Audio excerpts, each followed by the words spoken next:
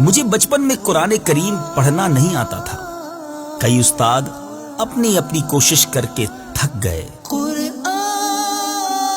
مجھ سے چھوٹے بچے پڑھ چکے تھے مگر میں نہ پڑھ سکا، جس کی وجہ سے مجھے طعنے بھی سننے کو ملتے. جب تمام اساتذہ نے مایوس ہو کر مجھے پڑھانے سے جواب دے دیا تو میری والدہ نے کہا کہ اب اسے میں خود پڑھاؤں گی، اور مجھے لے کر پڑھانے بیٹھ گئیں اور لگ بھگ 1.5 گھنٹہ 2 الفاظ پڑھاتی رہیں، مگر پھر بھی وہ مجھے نہیں آئے. آخر رونے لگ گئیں، روتی جا رہی تھیں اور میرے لیے دعا کرتی جا رہی تھی. وہ دعا قبول ہو گئی اور مجھے قرآن کریم سے جیسے عشق سا ہو گیا.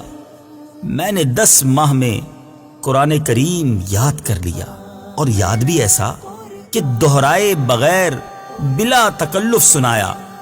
یہ سب میری ماں کے آنسوؤں کا بدلہ ہے جو اللہ تعالیٰ نے انہیں عطا کیا. یاد رکھیے، اگر آپ کی والدہ زندہ ہیں تو قبولیت کی کنجی آپ کے ہاتھ میں ہے.